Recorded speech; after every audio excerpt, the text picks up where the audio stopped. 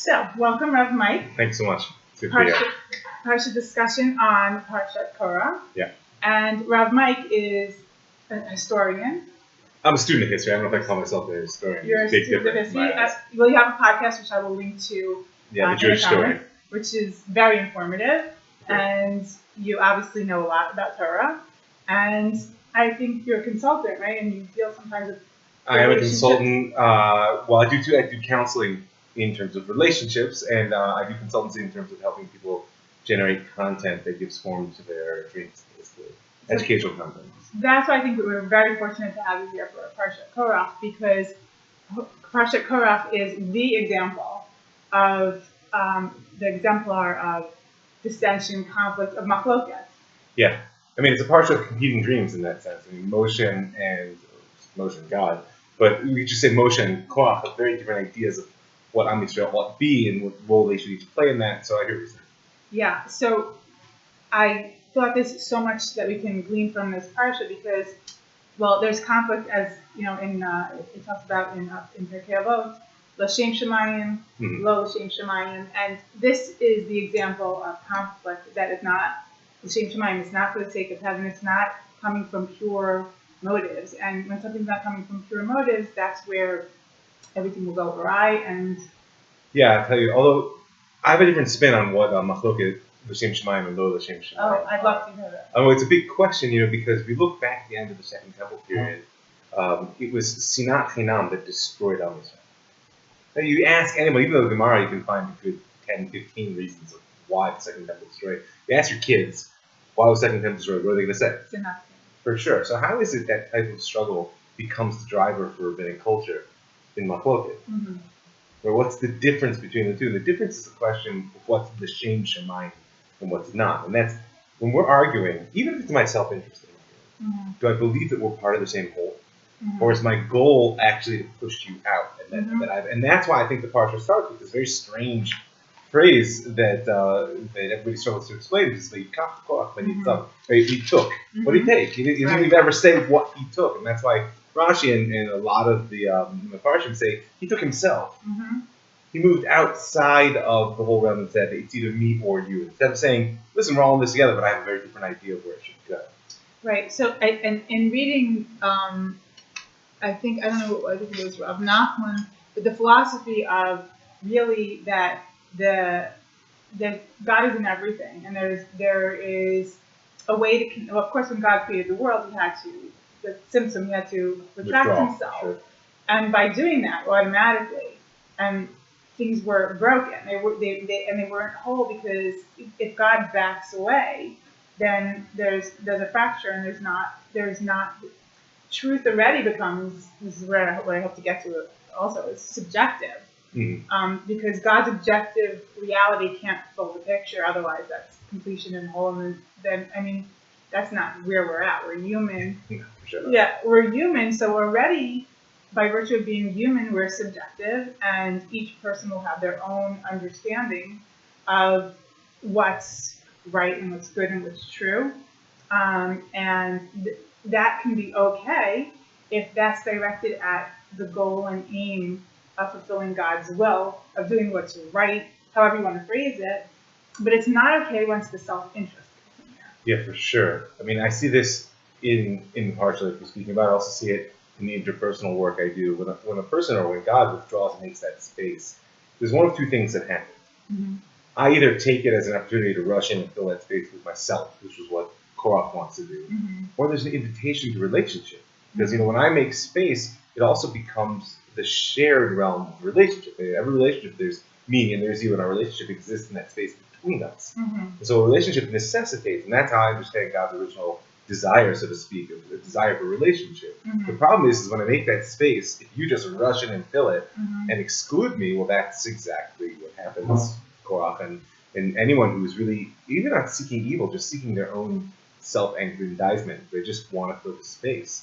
Yeah, so it's so informative when you read the narrative, because Korach's tactic, right? Mm-hmm. He comes in and he's immediately, it's, how you can tell an argument whether it's has merit or doesn't is if there's the ad hominem in there, and right away You see Korach with the Rav Lachem, like you've taken too much. It's automatically on him and what he's done, which unfortunately is a projection. And we know it's a projection. How do we know it's a projection? Because later, after when Moshe is in the middle of answering, he says, Rav Lachem b'nei Levi. Moshe is... He bounced it right back. He's like, you're only saying... and why it's so brilliant is putting a little thought into it, is what did Korach do, right?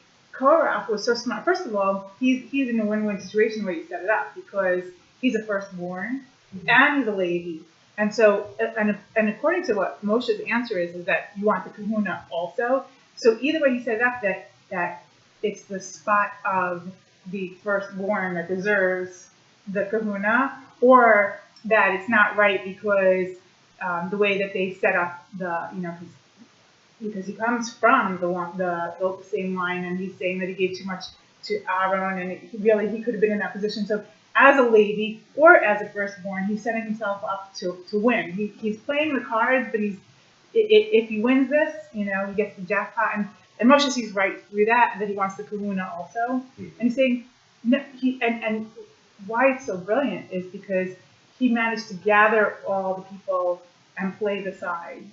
And he's throwing it back to them in front of them, the firstborn, saying, it's too much for you. I know what you're doing, and I know you're trying to get the kahuna. And he's trying to I felt like he was like showing him off right back, which gave me like a whole nother admiration for Moshe, because he saw through it, he called him on it, and I thought that was great. But what's even more great, because I'm low, so I like the low blow. I'm at my position, but Moshe, the learning tools that we have, because the first thing he says is he steps back, and it's not about Moshe's ego, because we know Moshe's another color down. Sure. So the first thing he does is he steps back and he says, in the morning, giving them time, because although he might know that Korach is a lost cause, or maybe got some Rabbiim, whoever wants to, he's giving them the overnight. Like maybe you're getting hot-headed, sleep on it, think about it, and if not, in the morning, let God decide. He doesn't answer right away with an attack back at him. He takes the him out of it, like you said. If you put the you into it, then automatically there's no room for God. So he took a step back, letting God take care of it, and then he exposed him for what it was, so that they knew what to chew on overnight, what to think about, that maybe this is a ploy that Korach's using. Think about it. He planted the seed. Think about it overnight, It's true.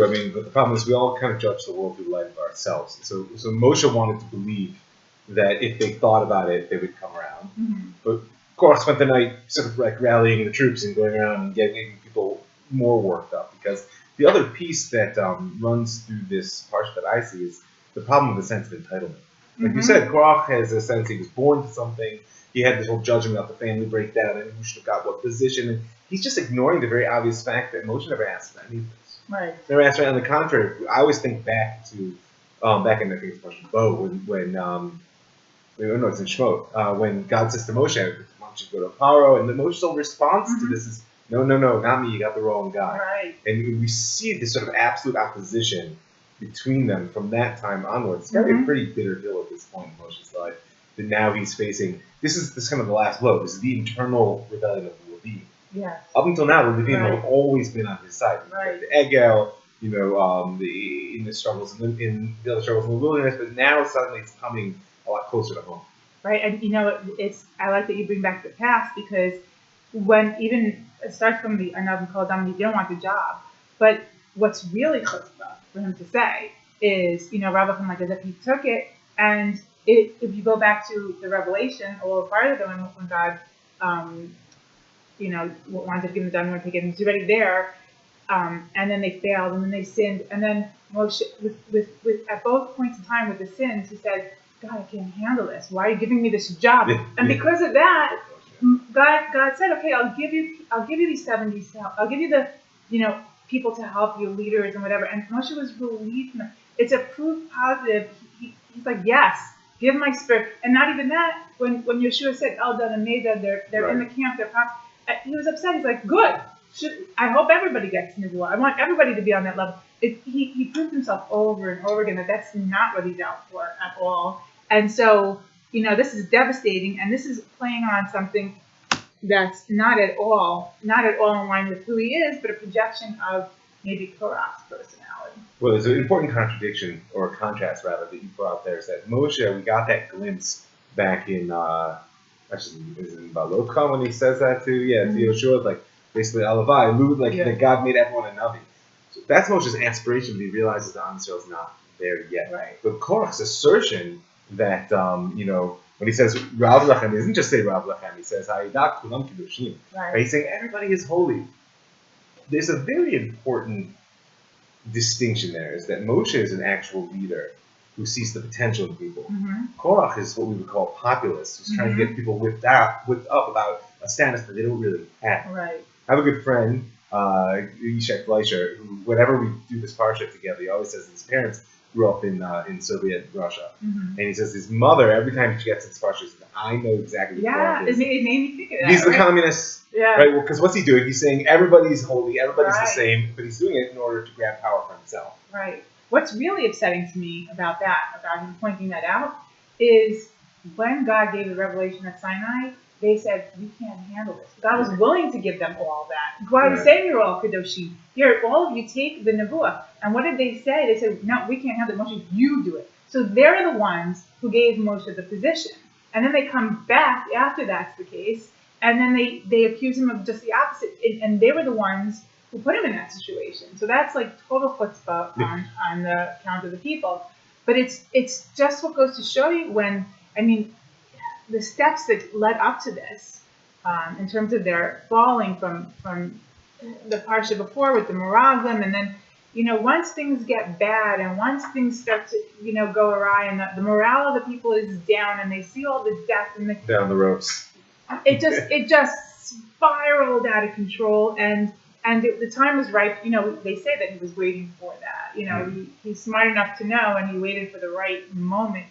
But like you said, this reminds me of time again in history how opportunists they'll wait on it, and they'll take all the disenfranchised and gather together and try and take down something that's good. Which reminds me always of the story. I don't remember who it is. Maybe you remember who it was, the Tsar, who was in control, and he was so awful and horrible, and they prayed for the death of the Tsar, and then they said, don't pray for the death because you don't know what's going to come after. And the one after was really worse. Or we could probably pull any number of examples of that out of Jewish history. There's so many, but so what I want to know from you because you know history so well, is like we keep falling into the same traps over and over again, and they seem to be transparent. On some level, to anyone who's looking for truth, but to the other people that just want like an easy answer, they're not thinking two steps above what's in front of them. And like, how do we get beyond that? How do you get people, to care about the long haul, more than what's right in front of their eyes? And how do you prevent something like this? How do you prevent something like this when what can happen to Moshe? This is the great question of leadership. How do you get people to sacrifice their short-term interests toward their long-term values? And Korach, now you have to understand Korach's tools is that when he says, it's true. And so therefore when he says it, it rings true. We know it's true because, thinking long-term, the great descendant of Korach, of course, is who? Shmuel Hanavi, the prophet Samuel, who replaces the Kuna. Right. And he actually succeeds in what Korach intended on doing. Right? The last leader before Shmuel was Eliyahu Cohen. And that's the point at which the Kuna is no longer able to lead on Israel. Right? And Shmuel comes along, and he is a prophet, but he doesn't come from the Kahuna. And he proposes a new model of leadership that ultimately leads to the kingship. And so the difference between the two of them is that Shmuel appeared when the time was right, and Korach, because of his self-interest, was always, anyone who's trying to be built at the case, they're trying to push a necessary process faster than it's going to go. That's usually where problems come. And so the question becomes, how do you cultivate patience? How do you allow people to see in the short term, at least some of the fruits of their labors? And I would say is how do we cultivate a leadership that is really serving the people and not serving itself? I had answers to that, by the way. I would be in politics, but I think I know the secret, but the secret is how to get that. What's the secret? The secret is, for me in my life, because I found if you really have Amunah B'Hashem, is you kind of more ride the wave. Like, yes, you do your part, but you don't fight too much against your reality. Like, you try for X, and if X doesn't happen and Y happens, you say, okay, God, send Y my way, and you do your best, meaning, of course, this is with keeping in mind, you have to know the Torah, you have to know what's expected of you. And then you have to always do what's expected of you in the moment. And if it gets rerouted, you have to work with that. Not with your preconceived notion of, because maybe Korach maybe he had this intuition that something was going to happen, and he was, like I said, he was pushing it before its time. But that you have to be, if you believe in Hashgacha Prati, which none of us do, but if you believe in Hashgacha Prati and you know that God's sending something your way, He's sending to you this as a tool or as a redirect or as a direct to put you in the position that you need to be at that moment, because you're doing the wrong thing. And it's very hard for people who don't. I mean, thank God, I feel blessed that I really believe. But if you don't believe, then what do you do? And how do you get people to believe?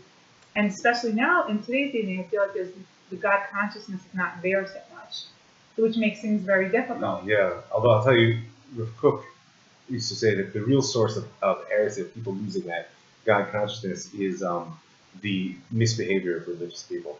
Yeah. So I would say which is very, unfortunately, we have a lot of that today. Right. Well, and that's, I think, in essence, the most actionable element of what you're saying is that if people who believe in the Torah and leave it on this as a mission in the world are precise in their behavior and keep themselves to a much higher sort of ethical, moral standard, and have the patience to realize that the most I can change in the world might just be myself, and that itself is a tremendous accomplishment, then over the long run, there's two ways to divert the stream of the river. You try to build a big dam and et cetera, and I have a degree in international development. I can tell you that rarely goes well, right? Or you can be a rock in the stream and you make it flow around you. And I really think that that's what Am Yisrael is meant to be, and so therefore to take that posture, which is a little bit less of an activist posture, but nevertheless it seems to be the only workable approach to what is a historic problem.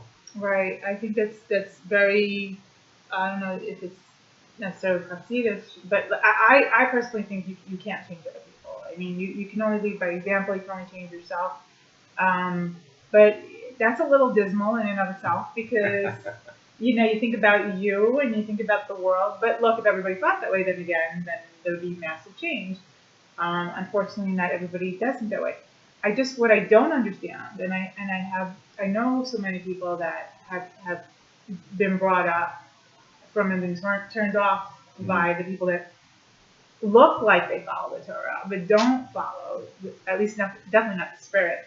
There's loopholes all over the place where unfortunately people find and they can lead a Torah life, but it's not something that shines or screams out the spirit of the Torah, and this turns people off. But what I don't understand is, if somebody is really, this is my firm belief, if you really want to find the truth, if you're really looking for truth, I think God helps you and you can find that. And why people follow people instead of looking for truth? Because you're not going to find truth in people. You're going to find truth, unfortunately, if it's your own journey. It comes from a search within, and then God helps you, and then you find it. But if you're looking for other people to reflect truth, and you're looking for this one or that one because they're wearing this or that, or they're doing this, it's not going to happen.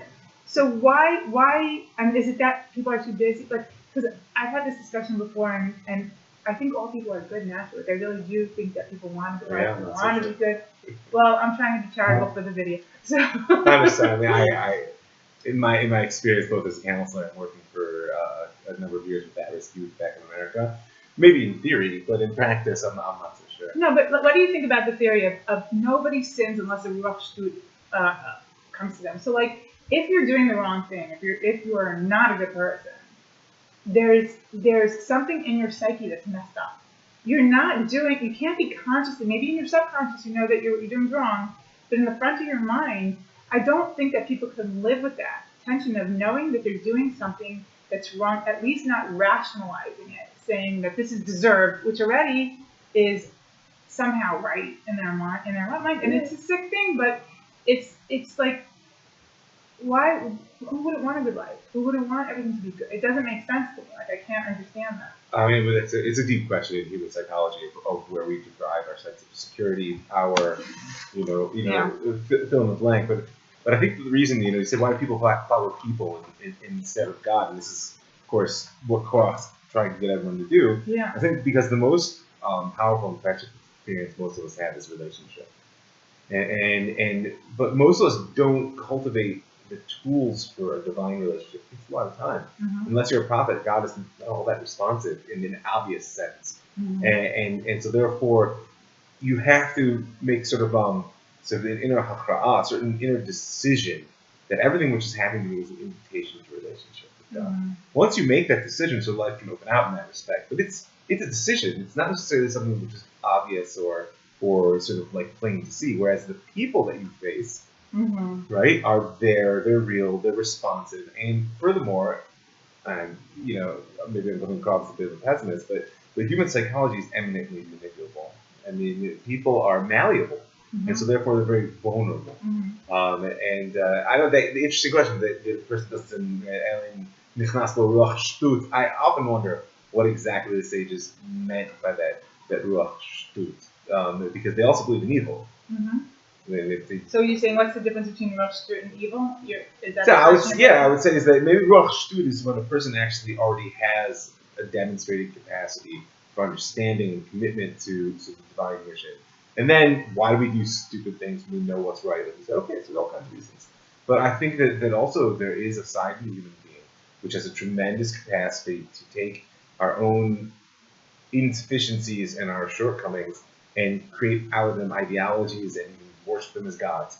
And that's a source of way more than sin. That's a source of evil, which is what this sort of story dances on, which is why I think the danger here was no longer simply sort of like, the kibbutz the tava, people because we're hungry, we want this, and this is a danger of elevating a whole new god, as it were, right? And so that's why the response here is cataclysmic. 250 people blasted by fire. The pit opens up, and so much so that the Gemara says that the pit that swallowed Korach's followers was created Erev Shabbat in the 6th years of creation. Like, that's an awful sort of long time in coming. Right. Well, that's dismal also because God knew that was coming, right? I mean, but again, then we're getting into the element of time, which I don't want to get into. But the question is why the punishment had to be something so supernatural that it's one of the things that was created punishment. That it's everything else God tries to work with in nature. Why did this have to be supernatural? So it leads me to think that Korach was already so stubborn and so decided that nothing that was rational would convince him at all. And if there's no rational answer, it has to be a super natural occurrence in order for him to see God. Because if you're going to work within nature and something that you can already explain away, that wasn't going to do it for him, because he was at that level of already that's not working. And I think that there had to be an end to that. I mean, if only that was the case today. I don't know how many people there would be, but I don't want to draw a list. There's another piece to that is that I think it was very important in this story that both Moshe and Aaron's leadership be affirmed in a way which clearly had nothing to do with that. Right. I mean, this whole struggle here is for Moshe and Aaron to be able to, on one hand, maintain their leadership, on the other hand, for it to be very clear to all the people that their leadership doesn't come from them. And so therefore Moshe gets this affirmation that the earth swallowing power of Korach. And Aaron has this sort of like strange incident with all the princes of the tribes and their staffs, which also, by the way, the Gemara Tzachim says was created, Benesh Moshe, that staff of the flowers. Meaning they have to be maintained in their leadership, but it needs to be in such a way that it's clear that it doesn't have anything to do with them, that it's Ratzon Hashem. Yeah, you know what? Maybe I'm missing something in the whole picture, because when I see the thing with the stick and the blasting of the flower and the shkigim, like, that's clear that was Aaron. Why isn't there a clear picture for Moshe? Like, Aaron, Hashem shows, in no uncertain terms, Aaron's picked. But you don't see that for Moshe in terms of Moshe, do you? No, because Moshe's a model of leadership that's not meant to last. He disappears. I love that you said that. I'll tell you why I love that you said that. Because there's a question that they ask is if the stick blossomed, first comes a flower and then comes the fruit. Mm-hmm. So once the fruit came out, why did the flower stay? That's the question. Right, you have to keep them all right, yeah. So I think what you just answered that, because the flower is showing that Aaron's position is something that, even though it's a flower and you think it's something that would disappear once the fruit came out, is no, the kahuna is something that was going to last forever. Just like the flower, which you think would be just come and go. No, just like it did, Aaron is the person for the kahuna, and that's why the flower stayed. And it didn't disappear, meaning like the kahuna can't be messed with, where it comes from. Right, it's non-negotiable. As opposed to Moshe bringing down the Torah, ultimately belongs to all of Israel. Like Korach, in theory, wanted, or at least like he claimed. It doesn't matter how badly everyone wants to be a Kohen, except in the sense that, Mamleket Kohanim was very kadosh, that all of Israel are essentially a priestly people in relationship to the world as a whole. But within the dynamic of the people, it's Moshe's leadership that's meant to sort of disperse, right, whereas Aaron's is meant to continue. Right. And then, so we have this, and I just think that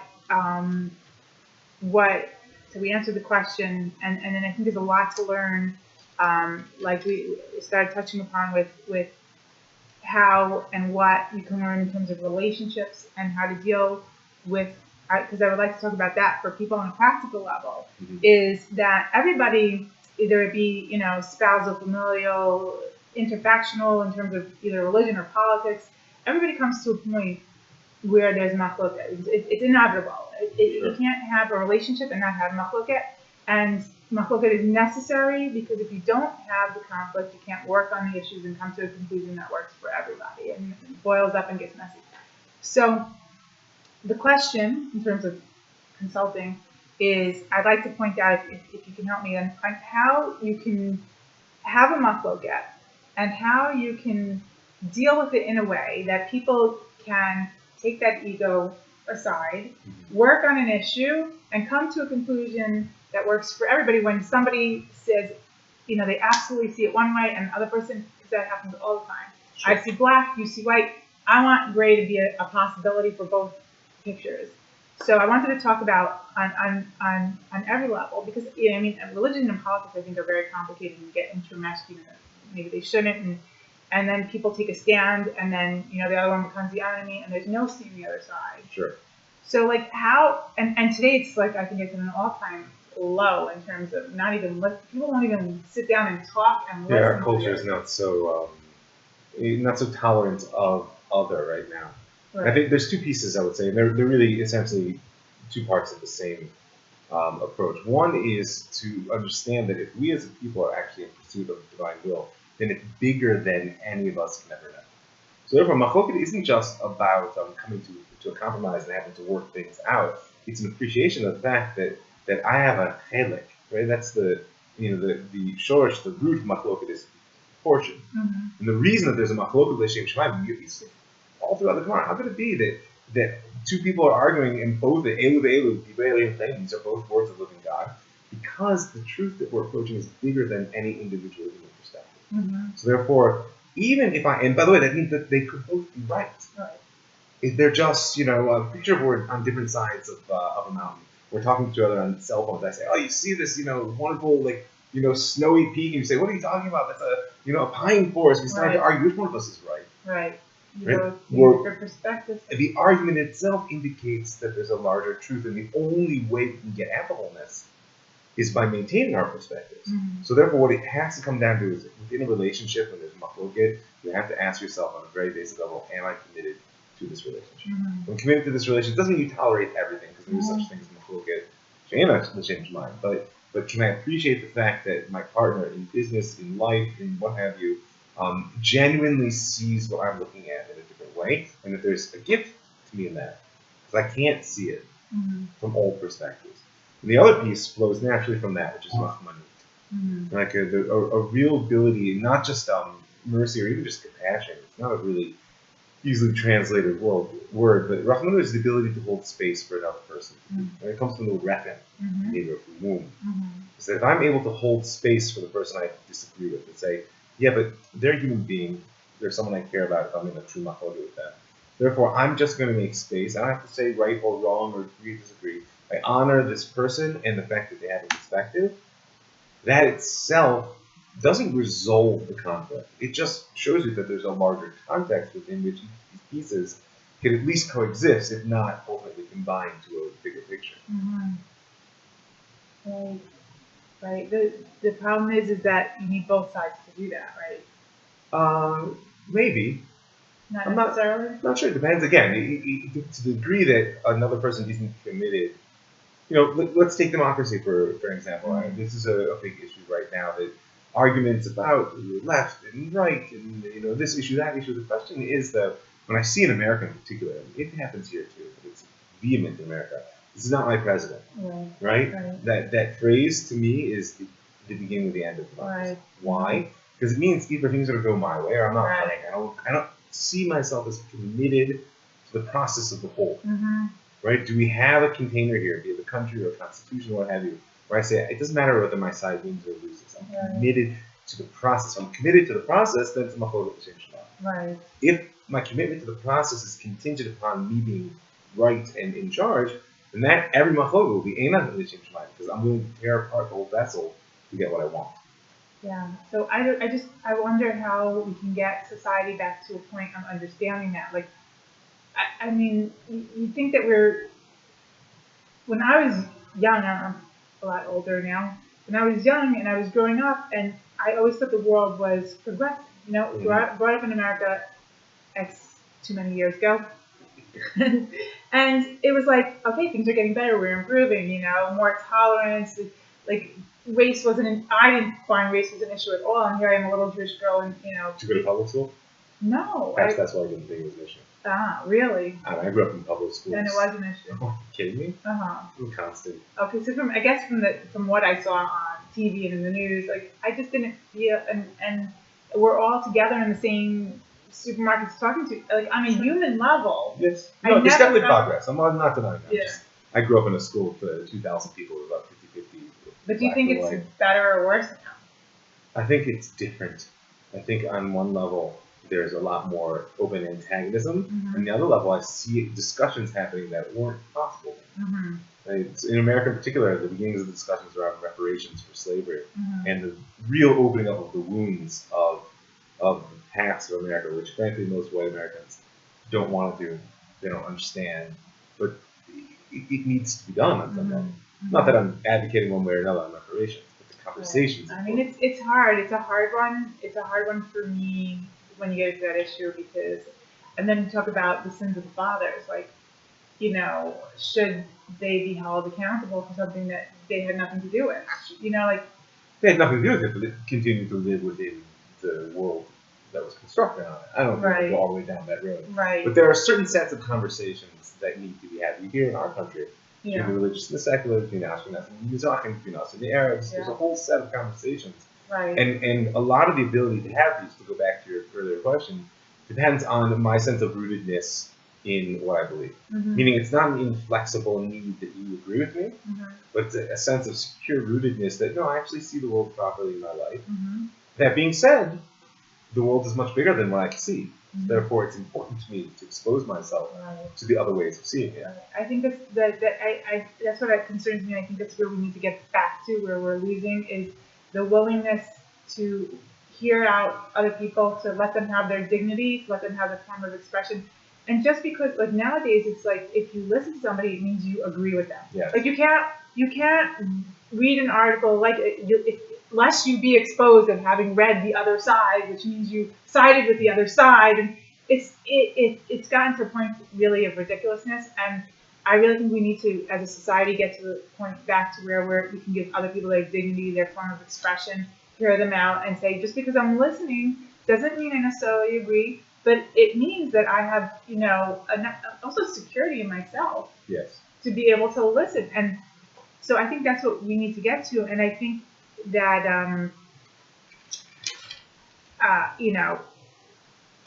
I don't know how you go about it. I don't know what the first steps are. This is why I love Torah, is because you always have to readdress these major issues, and it forces you to think about it. And when you're thinking about it, then you're more cognizant, you're more aware, and when you're in a situation, hopefully you act better. But well, I just want to say one last thing here. It's one of the things I think Torah helps us is because the greatest tool for bringing people together is stories. Yes. You know, I in the Jewish story, I'm telling a story that I have Christians and Jews, religious and secular, conservatives and progressives. They're all listening to the same story. Mm-hmm. And my experience is they hear very different things. Mm-hmm. But the Torah works the exact same way. If you think about it, here's the story of Korach. We read it, we're talking about our modern politics and the problems of our society. 1,000 years ago, people were reading it and talking about their way. 2,000 years ago, people were reading it and talking about theirs. It's that we need to learn to tell stories which are specific enough to deliver powerful messages and to engage people's attention, but are fundamental enough that they don't depend on my interpretation for them to have meaning. Right.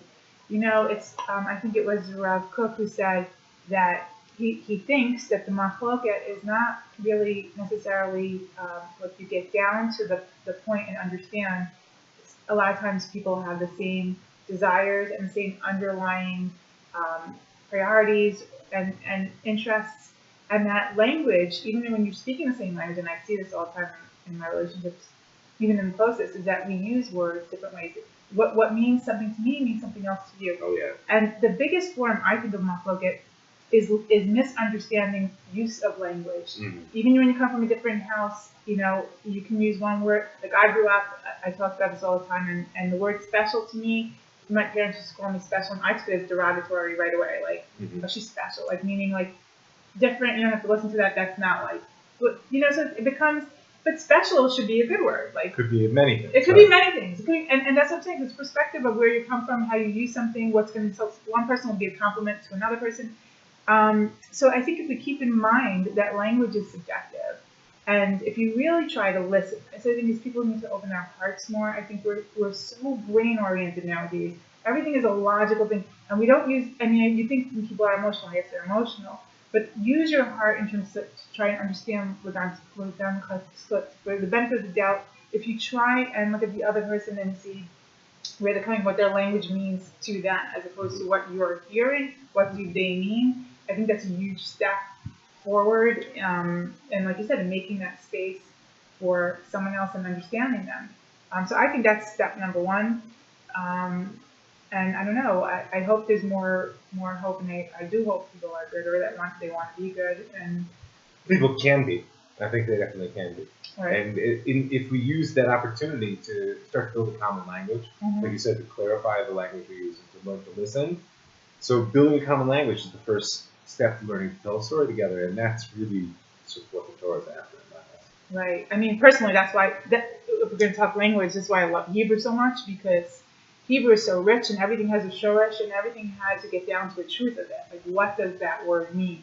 And that's why we can understand, we can build such and that's why there's so many levels, and why there's so much to understand and to glean from the Torah, and you can get down to a truth, you know, as much as you can. But yeah, so I think clarifying is the way to go. And I don't know. You have any other advice on other advice? I mean, it's on how to build relationships. I mean, one last thing from the Parsha maybe is that there's a very interesting phrase that when Moshe turns to God and falls on his face right before his kind of final showdown, and he uses the name of God, El Elohei Luchot L'Kol Basar. Right, that God, the sort of the Lord of spirits of all flesh. And Rashi says, Yodeh Machshvot, Emidat Chak Midat Basar V'dam. He knows thoughts because you know what each one thinks. This phrase reappears later in Parshat Pinchas.